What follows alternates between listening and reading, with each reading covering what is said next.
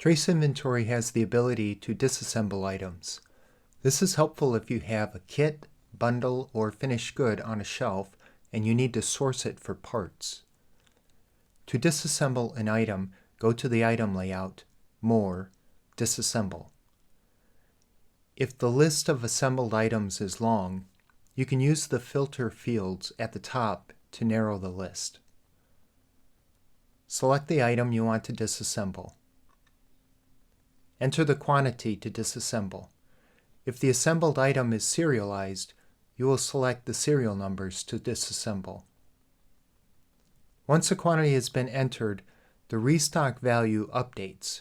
You can edit this quantity if some of the items cannot be restocked after disassembly.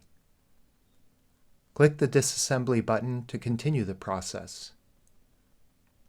The finished good, kit, or bundle that is disassembled will decrement in quantity.